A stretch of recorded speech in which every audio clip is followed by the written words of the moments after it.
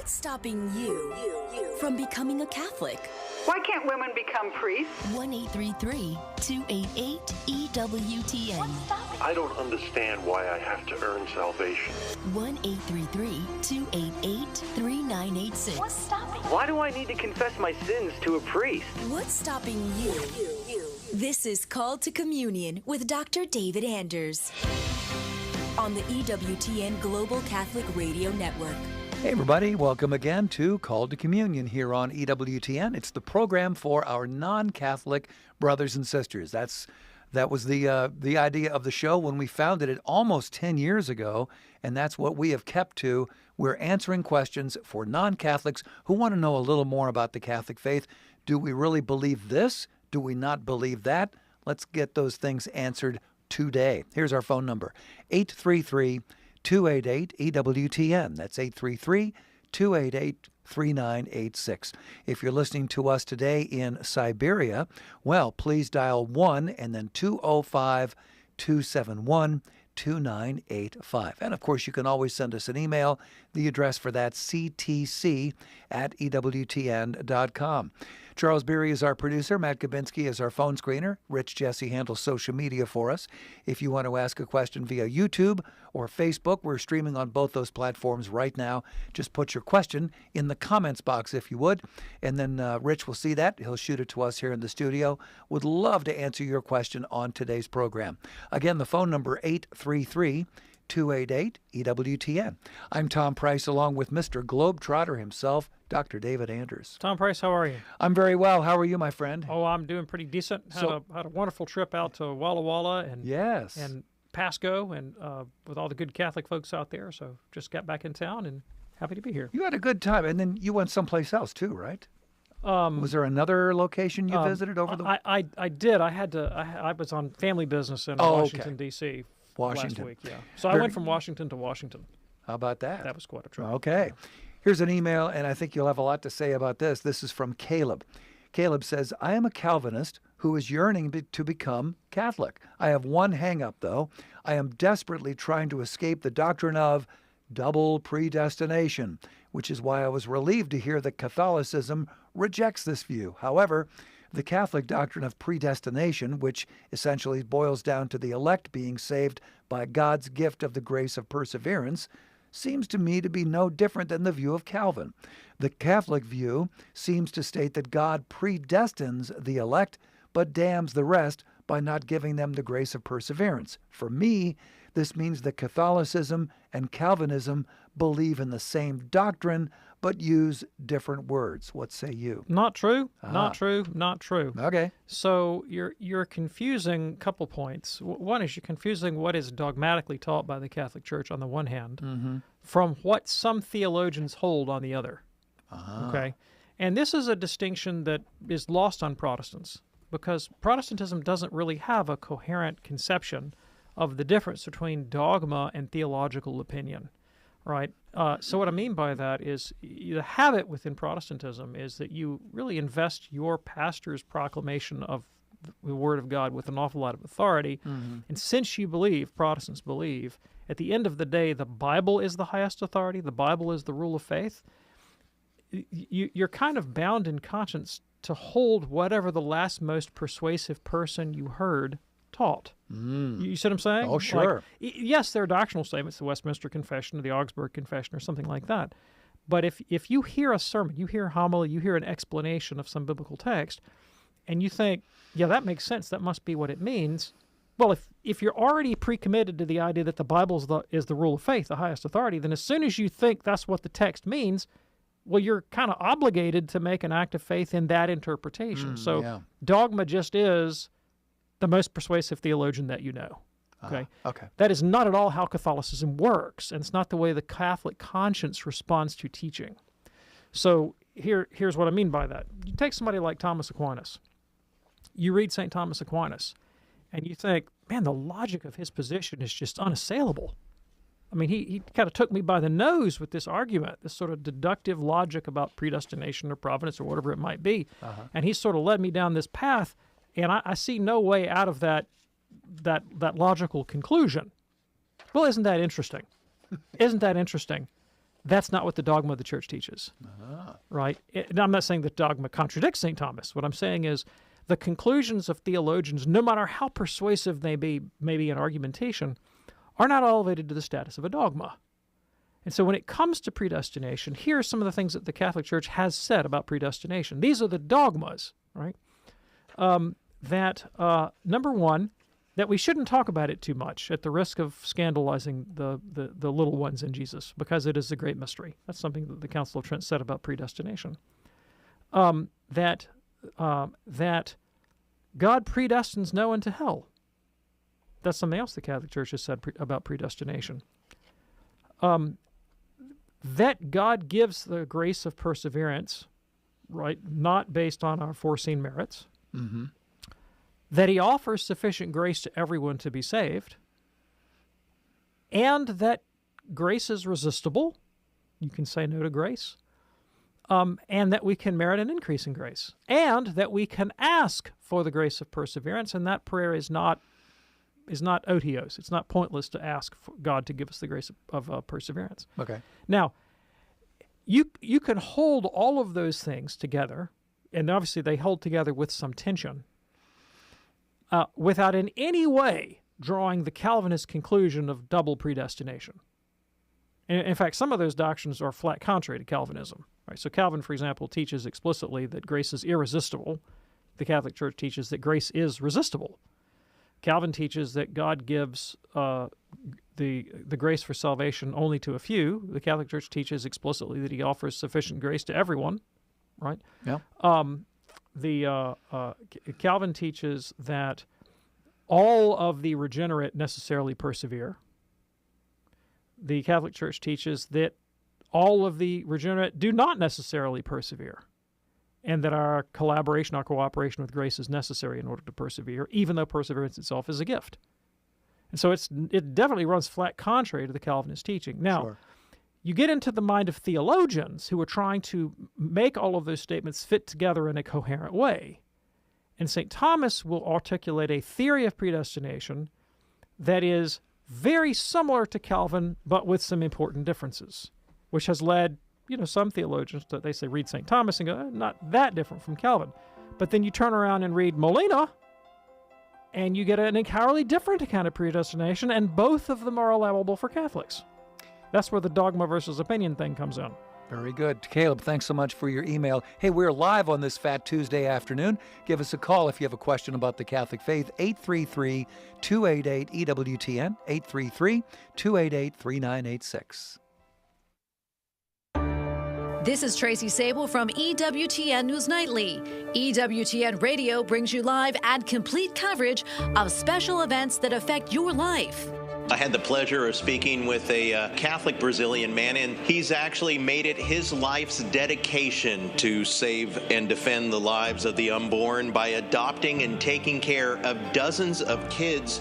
These children are with various disabilities, and in Brazil, many of these children would have otherwise been aborted and even abandoned. I've been calling the period of time we're in right now the new fight for life. Roe is done, but we still live in a culture that knows not how to care for life. The factors that drive women to seek abortions are ever apparent and ever increasing. But abortion is still legal and thriving in too much of America.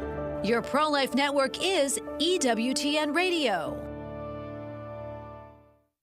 We need to pray because God says to pray. We don't need to pray to change God's mind. We pray because that is our big connection to the Almighty. Do we need it? Like we need air? Like we need water? Yep. Because if, in fact, God is the ultimate reality, more reality than air and water, then we do need to pray as much as we need to breathe.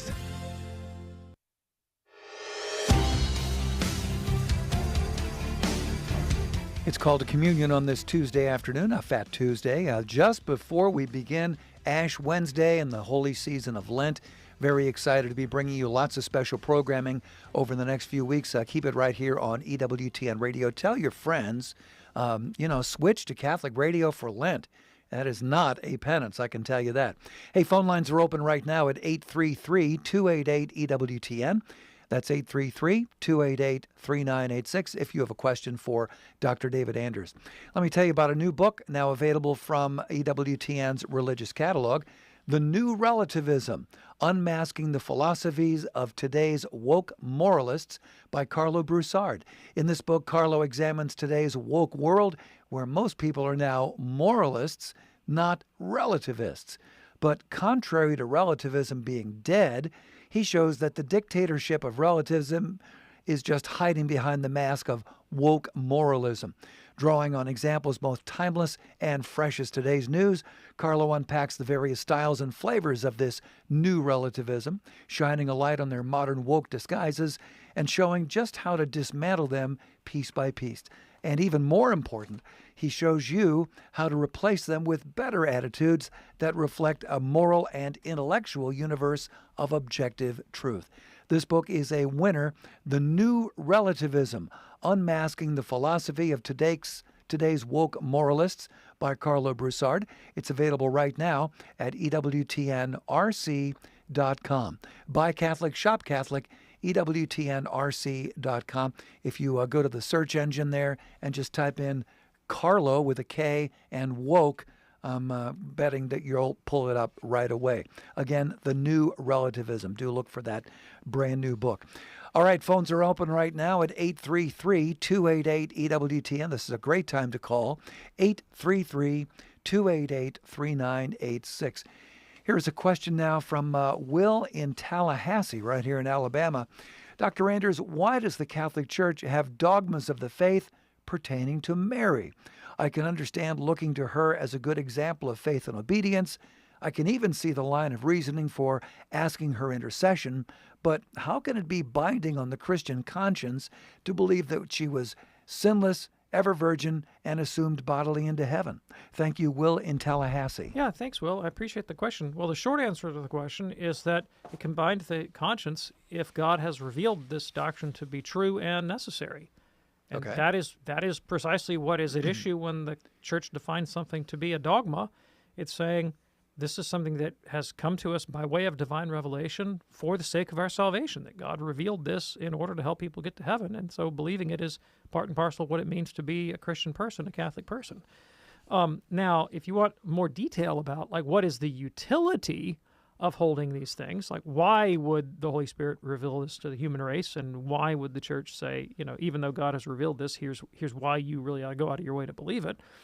And it's because of Mary's iconic status within the Catholic scheme of redemption, that Mary is not just a kind of passive receptacle through which the God-man passed on his way to human earth, the way to human life, to planet Earth. But Mary is integral to the plan of redemption. And in fact, in the declaration of the dogma of the Immaculate Conception, the Pope makes the deliberate assertion that in the same decree of divine predestination, whereby God decreed the incarnation of the Son of God, he decreed the Immaculate Conception of this particular virgin from the Holy Land. That, he didn't just flip a coin and pick some woman.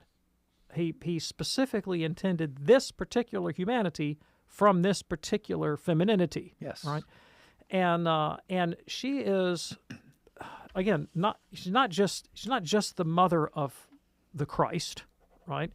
She is the mother of God, who's also the mother of the Church, and as such, she is the mother of all those reborn in Jesus, and is a mother to us, not in the natural way of human generation and parturition, but of spiritual rebirth and regeneration. And so the various dogmas about her person, whether it's her Immaculate Conception, her sinless life, her perpetual virginity, underscore the particular kind of consecration to holiness that is the vocation of every Christian, but exemplified in her case.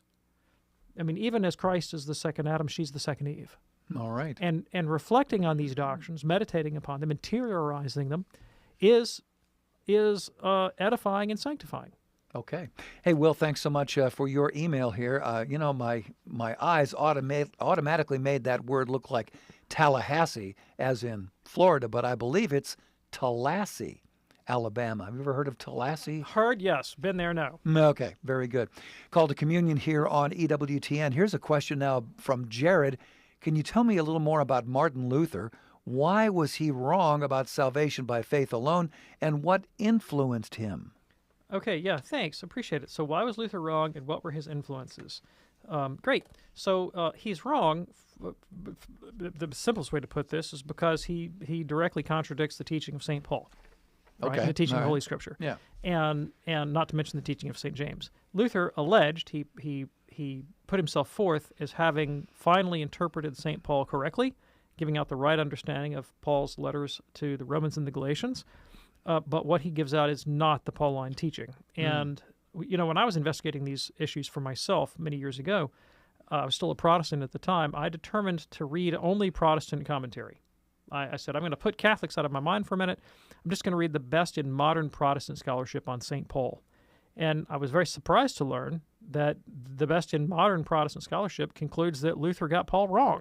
Wow. And so I was reading guys like E.P. Sanders and Krister Stendahl and James Dunn and N.T. Wright and Protestants, all of them. And they made an extremely persuasive case that Luther profoundly misunderstood the writings and the teachings of St. Paul. Paul said that a man is justified by faith and not by works of the law.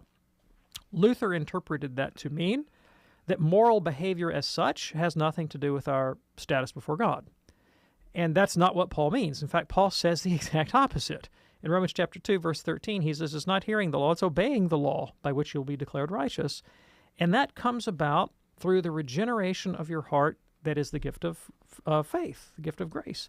So Romans 2, 25 to 29, Paul says, when you believe Christ, you receive the gift of the Holy Spirit, who circumcises your heart, changes your character, and enables you to fulfill the righteous requirements of the law that you couldn't do on your own steam. And that is the Catholic position. The Catholic position is the grace of God saves us, yes, but saves us by making us holy, by changing our character. Okay. Whereas the Lutheran position was that the character is essentially unaffected, at least with respect to our justification, and that God accepts you for Christ's sake alone, irrespective, regardless of the status of your moral life. So in his commentary in Galatians, Luther could say, God never smiled on a man for his charity or virtues. That's a direct quote from Luther. God never smiled on a man for his charity or virtues. Whereas the Catholic position is, God absolutely smiles on people for their charity and virtues. So it's really the opposite of the Pauline teaching. Mm-hmm. So that's why it's wrong. And it's spiritually dangerous, right? Because Lutherans can be holy people. Presbyterians can be holy people. But they misunderstand the relationship of that holiness to the question of their relationship with God and their salvation. When it comes to Luther's influences, he had many. The best book on this topic is by Heiko Obermann, the biography of Luther called Luther, Man Between God and the Devil.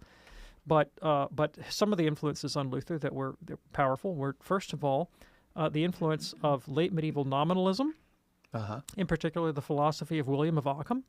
Nominalism is a philosophical position that holds that universals don't exist, and so universal would be a general category of something like, like Plato had the idea that the way we recognize a dog as a dog is that there's a kind of universal idea that it is to be a dog, a four-legged, fuzzy, barky, waggy thing, and if you fit that description, then you're a dog, but more importantly, that you could also abstract from categories like goodness and truth and beauty and come up with an abstract definition of, what does it mean to be good, what does it mean to be true, and then you recognize instances because they meet that general description. And so obviously with those sorts of dog, we don't care too much about. We do care a lot about whether something, say, is intrinsically good or intrinsically true, intrinsically evil. The nominalist position is to hold that there is no such entity. There's no such thing as abstract goodness. There's no such thing as, the abstract ideal of a dog. They're just singulars.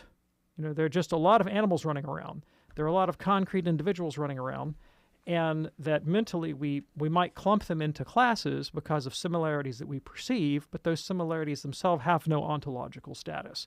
And so terms like goodness, truth, beauty, dog, cat are just names, hence the term nominalism to describe the philosophical school. Okay. They're just something that we impose on the data by a kind of fiat, a kind of voluntaristic decision. Now, if you translate that into the realm of soteriology, that is, the doctrine of salvation, if that mindset is informing the way you're thinking about spiritual realities, then it's not a far jump to make the conclusion there's nothing good but that which God calls good, right? There's no one righteous but what God calls righteous. And since Luther's position is that we are not intrinsically righteous, we're just called righteous by God, you see the connection? So the disposition to nominalism sets one up for the kind of doctrine of imputation that Luther would ultimately arrive at. And Luther himself said of William Ockham, Ockham is my master. Okay. Another influence on Luther would be Rhineland mysticism, something called the German theology, which was rampant at the time, also Meister Eckhart. It was a tendency in German mysticism to sort of radically devalue the human person and their contribution to the mystical enterprise, and to adopt a pose of a stance of utter passivity and self-abnegation and humiliation. This emphasis on my worthlessness and powerlessness and everything kind of flowing from God, and that obviously sets one up for a soteriology, a doctrine of salvation, of monergism, the idea that God does it all and I don't add anything. Another influence on Luther within the nominalist school was the 15th century Catholic theologian Gabriel Biel. And Luther was very familiar with Biel's work. And the formula doesn't come from Biel. We'll find it in Occam, and we find it in Scotus and others.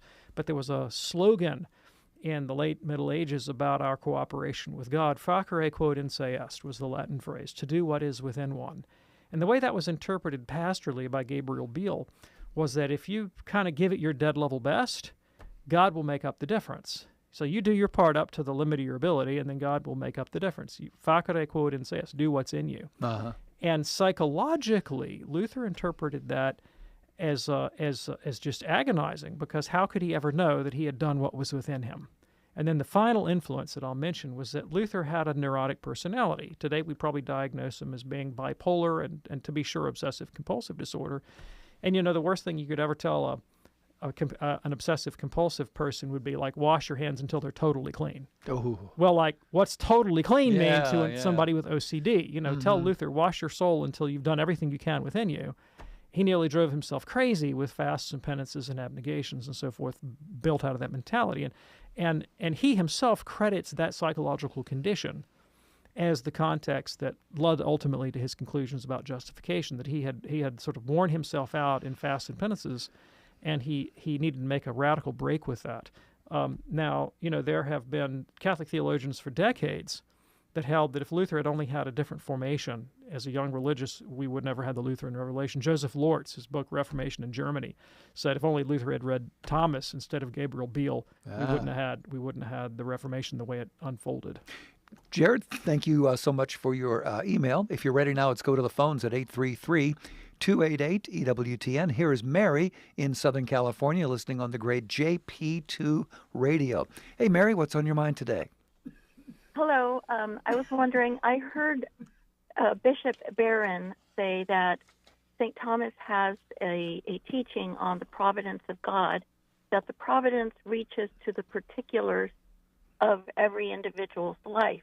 So my question is, do you have insights on what is meant by the particulars, and does that include like the specific crosses or suffering that every human being goes through in that doctrine? Absolutely. Yes, I can absolutely speak to that. I really appreciate it.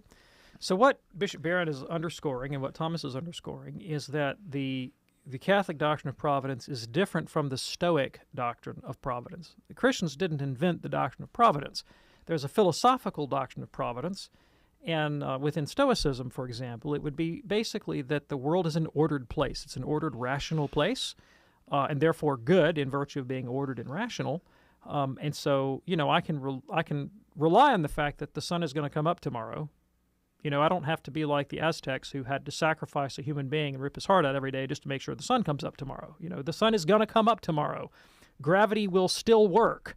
Hard work and perseverance will continue to pay off. I mean, those kinds of things would be understood in a philosophical sense to be providences and evidences of the goodness of the world and the goodness of the Creator. But the Christian claim made by Jesus was that not a sparrow falls apart from the express will of your Father in heaven. And, God loves you more than sparrows, so don't worry about what you're going to eat or what you're going to wear, or these sorts of things, because if God clothes the lilies of the field and the grass of the field, how much more will he take care of you, right? So that's the specific Christian claim, that God's providence isn't just a kind of general providence about the course of reality, but it extends to the singular events of your life. And when your question was about the role that suffering plays, absolutely. Again, the Stoic has a position on suffering, and his position is that suffering is the lot of man, and there's nothing you can do about it. And so if you want to be happy, Epictetus would say, don't desire things to be other than the way they are. Desire that they be the way they are, and you'll get on well. Don't add insult to injury and make your suffering worse by agonizing about it. But the Christian claim is that those things could also actually be evidences of the loving hand of God, who intends them for your redemption and sanctification. Mary, thanks so much for your call today. In a moment, we'll talk with Todd from North Dakota. Hey, lines are open for you. It's a great time to call 833-288-EWTN, 833-288-3986 for Call to Communion. This is Bishop Andrew Cousins, chair of the National Eucharistic Revival, with this month's Eucharistic moment. The woman of Samaria met Jesus at the well, and she was changed. She ran back to the town and exclaimed, "Come and see the man I've met, the Messiah." When she encountered Jesus, she was compelled to share his love. Our reception of the Eucharist, Jesus Christ, who is love, should compel us with the same missionary fire. When we realize how much we have been loved, when I realize what a treasure it is to know him and to be called to union with him, I want the whole world to experience this. Many are afraid to become missionaries, but they don't realize it's as simple as talking about what we love and inviting others to experience him. When you encounter him in Holy Communion, ask him for the grace to become his missionary.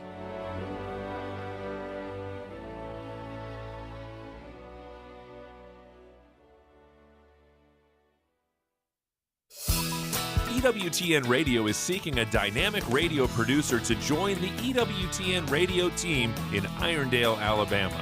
The right candidate will be a passionate, multi-skilled, talented professional who can manage and direct all aspects of producing world-class radio broadcasts and play an integral part in Mother Angelica's mission.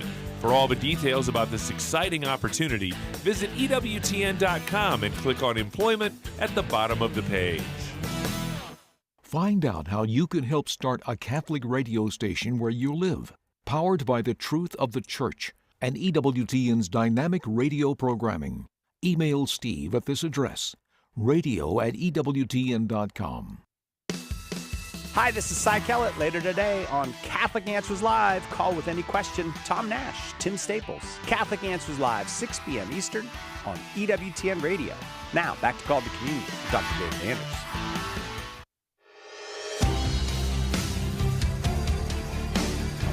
It's Called to Communion on this Tuesday afternoon here on EWTN, Fat Tuesday, if you will, Mardi Gras and all that. Our phone number here, 833-288-EWTN.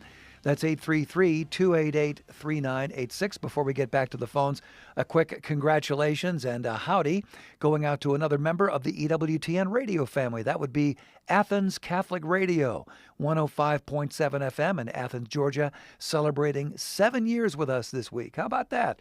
Congratulations to George Sigalis and the great folks at WXPB from all your friends here at EWTN Radio. All right, back to the phones now at 833-288-EWTN. Let's go to Todd, a first-time caller in North Dakota, listening on the great Real Presence Radio. Hello, Todd. What's on your mind today, sir? Yeah, I'm a cradle Catholic, and my question is that I recently attended a funeral mass or funeral at a Lutheran church, and the pastor offered communion to everybody, no matter their denomination or whether they're in good standing with the church. And they also offered it and gave it to what appeared to be a 3 or 4 year-old child. So I'm just curious as to, is that something that the pastor chose to do on his own, or is that part of the Lutheran faith? That is highly unusual in Lutheranism and not at all the rule. the typical practice in Lutheranism in the United States is to give First Communion after confirmation, and confirmation usually happens around 7th grade. The ELCA, which is the largest Lutheran body and is considered to be a mainline Lutheran denomination, meaning they may not be as strict about adhering to a literal interpretation of the Lutheran standards in the Book of Concord, they've moved the date of First Communion up, I think, to like 5th or 6th grade, but nobody routinely gives it to 4-year-olds, so that's highly unusual. Now, within the Catholic Church, giving communion to infants has always been the practice in the East. And so the rite of Christian initiation, if you're an Eastern Rite Catholic, is that baptism, chrismation, and First Communion you all get in one go. And if you've ever been to an Eastern Rite baptism, it's kind of a trip to see this little, infant get trine immersion, get dipped 3 times the baptismal font, and while he's just gasping for breath, they slap a bunch of oil on him, and then he's trying to figure out that, and then the next thing you know, the communion is put in his mouth. Wow, it's quite the show, I tell you what. And so that's always been the case in the Catholic Church in the East. Okay. In the West, we recognize that communion, confirmation, and Eucharist are all sacraments of initiation.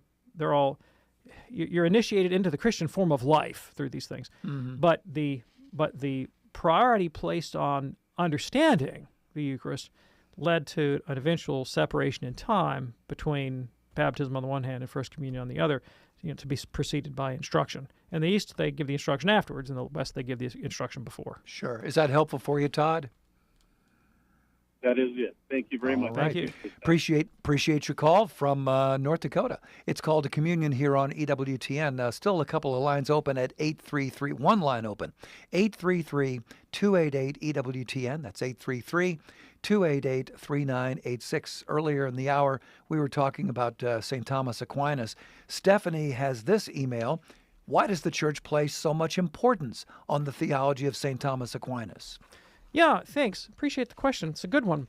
So in the late Middle Ages, the people who placed a heavy emphasis on St. Thomas Aquinas tended to be Dominicans.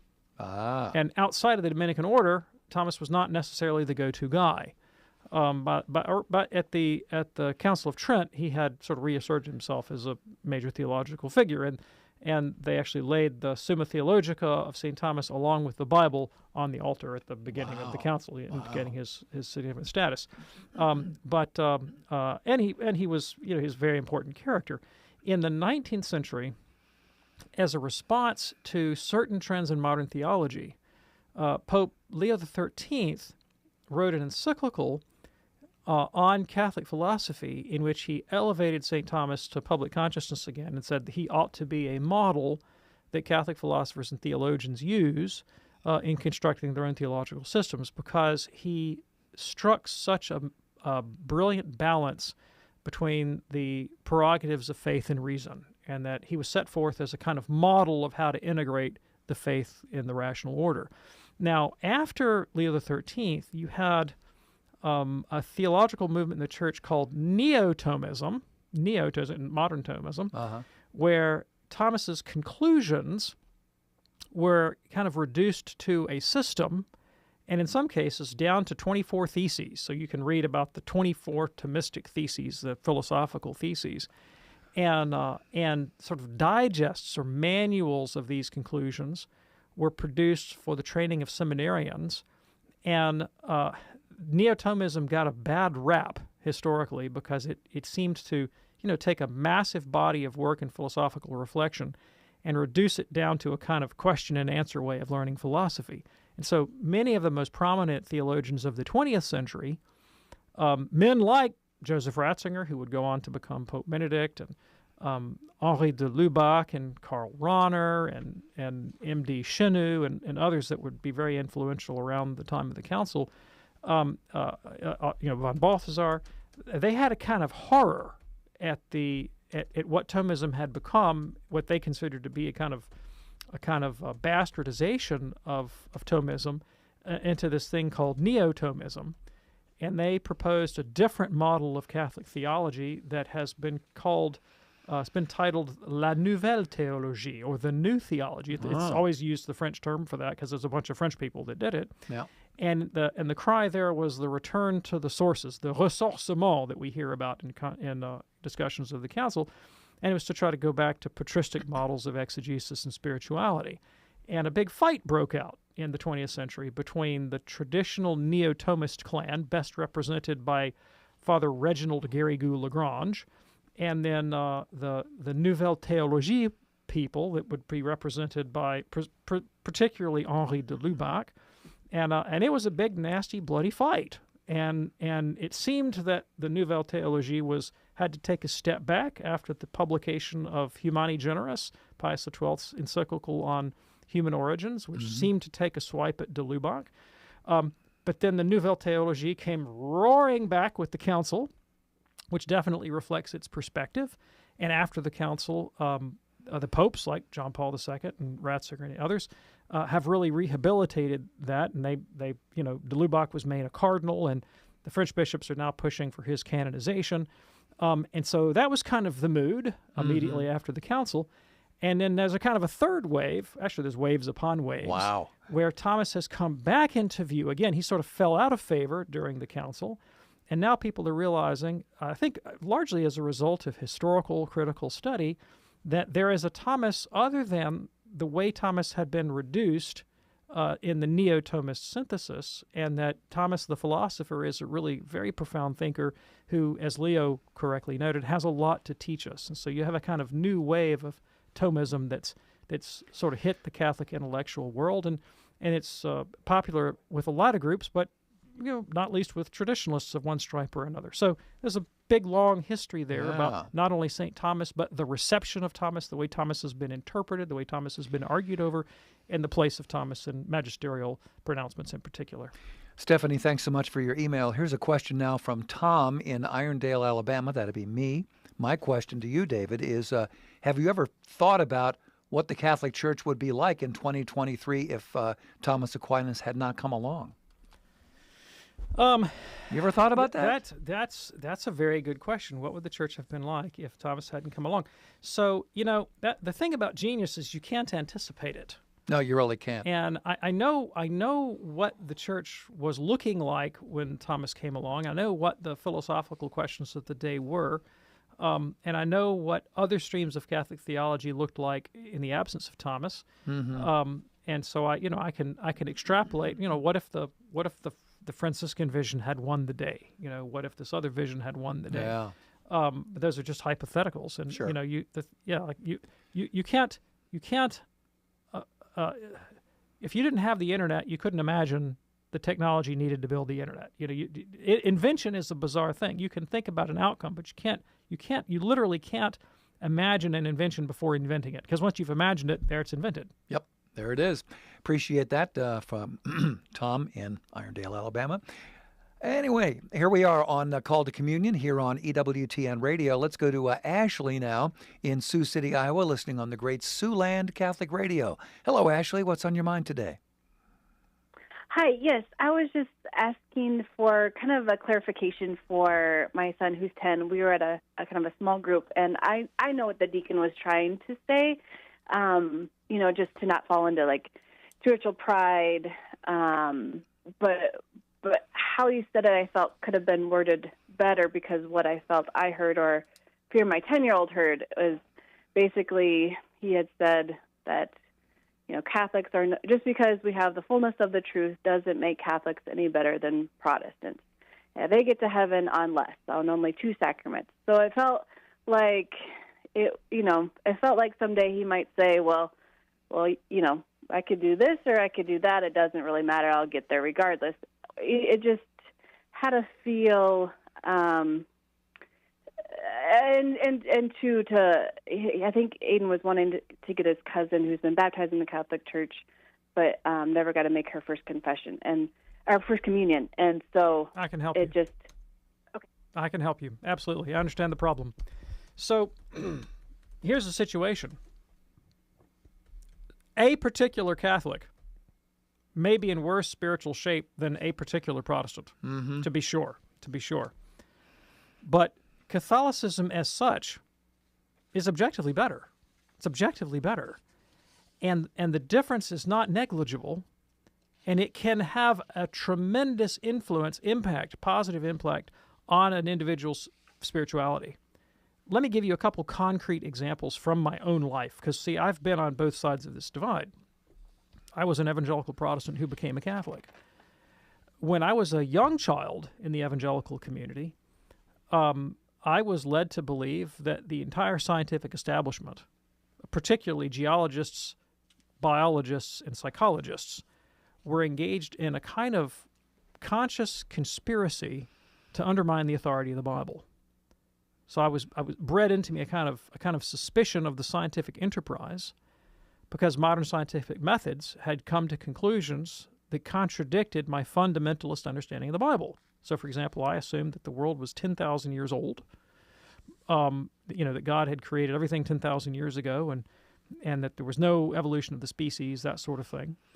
And when creationists were confronted with the evidence from, things like the redshift and astronomy and other geological data and that sort of thing, that the world is millions of years old and the galaxy, the universe, billions of years, their response to that was to say, well, God created the world 10,000 years ago with the appearance of age. So we grant the appearance, but it's just an appearance. Yeah. And that position is utterly unfalsifiable, but it makes as much sense as saying that God created us all 5 minutes ago with memory implants. You can't falsify it, but you certainly have no rational reason to believe it. Mm-hmm. And it utterly undermines your ability to do empirical science or to basically think rationally about anything at all. Right? So it's a very irrationalist position to take. And so I was educated to be an irrationalist with respect to reality. And that would include the human person. That's why, see, psychologists got thrown into the mix as well. Mm-hmm. We thought, well, they're just trying to solve problems without God. That's what we were told, right? So there's no psychological science. Then we were also told that our perspective on reality was infallibly true, that we had a lock on reality, and literally the rest of the world was wrong and going to hell in a handbasket. And we also had a kind of apocalyptic anxiety where the world was going to end at any moment. Jesus was going to come back on a cloud, and you could let Israel and the Palestinians go to hell. You could let the presidential election go to hell. You could sort of just throw it all away, because after all, you could let the ecology go to hell, because Jesus is going to come back in 5 seconds and save us all. All you have to do is save souls. So the attitude towards, say, public action, public involvement, social justice was, well, yeah, that's important, but really Jesus is going to come back and save everybody. And saving souls meant proselytism. That is, get someone to verbally profess faith in Jesus, invite him into their heart, use any means necessary. Manipulation, coercion. Browbeating. All that. Yeah. Maybe, and that could lead to these kinds of outcomes. So I'm not going to name names, but there's a very, very prominent Christian apologist and minister who had a wide public influence, not just in evangelicalism, but across American Christianity in the 1980s, who's dead now, but his son is a prominent person who's written memoirs about the family. Mm-hmm. We now know that man viciously beat his wife. I mean, like, beat the snot out of her. Wow. Right? Go into the hospital bad. And the wife was also a prominent person, intellectual and writer, who wrote books about how great her family life was. And the son confronted his mother one time and said, why are you saying this garbage? Like, that's not what our home looks like.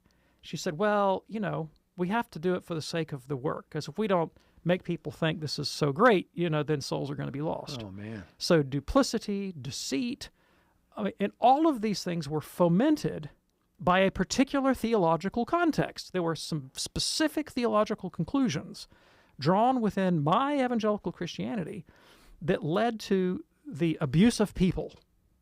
Now, did I just say that evangelicals all abuse people? I did not say that. What I said was, this is how I was raised, and with my own eyes, I saw abuses in my community, maybe not everywhere, that were sort of directly connected to the theological vision, okay? And in becoming Catholic, that led me to have a kind of instrumentalist view of human persons, to try to proselytize and not really care about individuals as individuals, but just look at them as marks that I could put a feather in my cap if I got them to pray to receive Jesus. And it made me kind of a bad guy. And becoming Catholic, I got a long way to go, and I'm no saint, but helped me personally to develop a far more open-minded, tolerant, rational vision of the world that's infinitely more docile to reality, to instruction, to the opinions of experts, to admitting that I don't know things about, that if I don't know about something, I don't know about it, not to claim that, my position is the right one because I claim to have found it on some fundamentalist reading of the Bible. A view of human mission, of Catholic mission, it's much more oriented towards the integral good of peoples, not just proselytizing them and trying to get them to pray my prayer, but, do they have enough food to eat? Do they have clothes to wear? Are they psychologically sound? Are their families healthy? How are their kids doing? All of that is the Catholic vision of evangelism, not just browbeating them with the catechism, Sure. right? And, of course, one friend of mine who became Catholic, in part through my ministry, when I asked him, what difference does it make in your life? His answer to me was, well, it's made a difference to my marriage because of the dignity with which I now regard my wife, right? So there are real-world consequences to the theology. Yes. Now, that doesn't mean that all Protestants are, bigoted the way I was. It doesn't mean that all Protestants beat their wives the way that one prominent minister did, right? It doesn't mean that. I didn't say that. And they're individual Protestants that are people of tremendous holiness and graciousness and virtue. But there are some deficits that are internal to the system that lead to very specific abuses that I have witnessed and experienced. Okay? Which for me, Catholicism was the antidote to that. It made a tangible difference in my consciousness, the way I viewed reality, that has helped me to become a better person. And so, to kind of reduce all that to one point, I use this illustration on the air all the time. If you catch a bacterial infection, you might get well without an antibiotic. Maybe. But it's a lot easier with the antibiotic. Definitely. Okay? And you might get well by going to some quack doctor and being given snake oil. It won't be because of the snake oil, but you might get well anyway. But you'd be better off with the prescription medication, right? Yes. And the Catholic teaching about the nature of the human person, the nature of the moral process, the nature of sanctification and redemption, the means of grace that are available to us, the Catholic position is that's the prescription antibiotic. Other people may get well as well, but it's harder because I have these deficits, right? Now, while I'm giving this answer, I know somebody out there is thinking of this objection. Anders, you just said there were systematic problems in Protestantism that led to abuse. That is the pot calling the kettle black. That is the pot calling the kettle black, because are you telling me that there are no systematic errors within Catholicism that lead to abuses? And I'd be a fool to deny it, because we all know about the clerical abuse crisis, in which there were systematic problems. Oh, yeah. That led to abuses, right? And at the level of church governance, there definitely have been institutions within Catholicism that have led to some pretty horrific outcomes. Okay, but I wasn't converted to those. I wasn't converted to those. I was fortunate in my own conversion that I had a good education in the Catholic faith, in patristics, in medieval theology, and spirituality, and I had enough critical distance, that I could see what is the beneficial core in the Church's spiritual doctrines, the essential teachings about the human person, about morality, about ethics, and so forth, to recognize that the systematic errors in governance were accidental to the system, as it were, that they were in flat contradiction to those core principles. And so I became Catholic for those core principles. I became Catholic for the sacraments. I became Catholic for the example of the saints. I sure as heck did not become Catholic so I could go to Mass with abusive priests. Sure. Ashley, thanks so much for your call today. Call to Communion here on EWTN. You know, every year, right around this time, we begin to air Lenten Reflections on EWTN radio and television. These are recorded at the Basilica of Our Lady in Walsingham in England. reflecting on the spiritual richness of the Lenten season. We're going to kick it off this weekend with Father Robert Billing on this first Sunday of Lent. He is the rector of the Basilica there in Walsingham. He'll be sharing the theme of the first week of Lent: baptism brings believers immediately into the kingdom of God. Another way of saying that, baptism saves you now. Do check it out. It's a wonderful program airing Sunday, 6 a.m. and 11:30 p.m. Eastern, only on EWTN. Let's go now to Keith in Washington, D.C., listening on TuneIn. Hey there, Keith. What's on your mind today, sir? Hi, thanks for taking the call. I've been reading Gregory of Nyssa's Mystical Theology, and I like his idea that the beatific vision is continuous with our relationship with God on earth, but that it is an ongoing, deepening relationship in the sense that because it's with a person, a divine person, and because it is if we were to fully grasp God in the beatific vision, then God wouldn't be God. He'd be comprehended, in other words. So I wonder if you could talk about that. It seems a little bit different than the kind of traditional understanding of the beatific vision that I've been taught. Oh yeah, absolutely. I also like Nyssa's vision quite a lot, and the technical term for it is epictasis. And there's a line in St. Paul where he says, I don't consider myself to have attained it, but, I put things behind me and I strive, onward and forward to have greater things in Jesus. I'm not getting the quote exactly right, but it's this idea of like pushing further in and further in. And the Greek word there is epictasis, and so that's where the doctrine gets its name. And I fell in love with this vision of the afterlife years ago, before I knew it was called epictasis, before I knew there was a guy named Gregory of Nyssa, and before I knew there was a doctrine of the beatific vision. And I learned it, of all people, from C.S. Lewis in the children's novel The Last Battle. And if you've ever read the book, there's a scene in the book where the heroes of the story are pushed with their backs up against a wall, up against a door. They're in the magical land of Narnia, and they get thrown through the door. They think to their deaths, and when they land on the other side of the door, they look around and they're surprised to find that they're right back in Narnia again.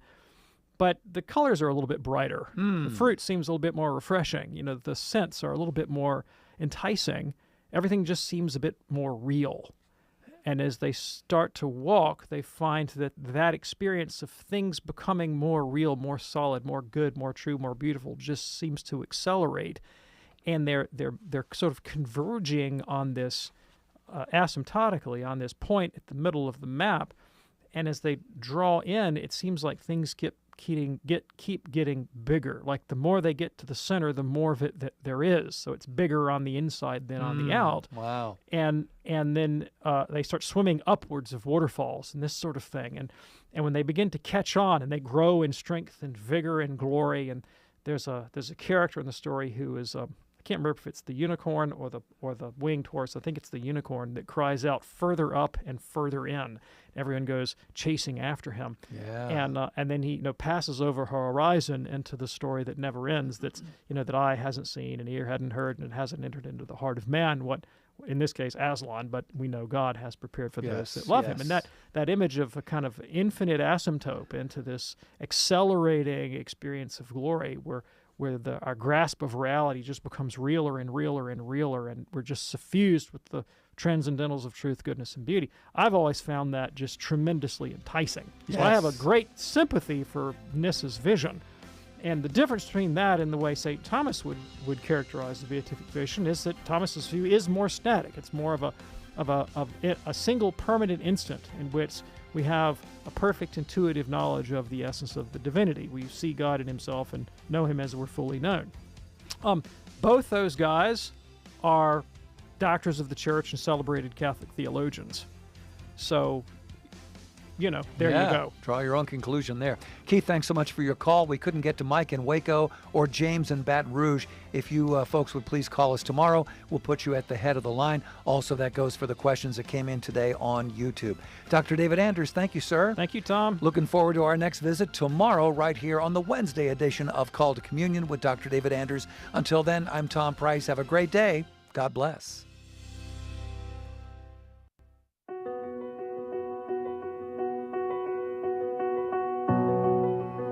Catechism in a Year with me, Father Mike Schmitz, is now available right here on Catholic Radio. Encounter God's plan of sheer goodness for us, revealed in Scripture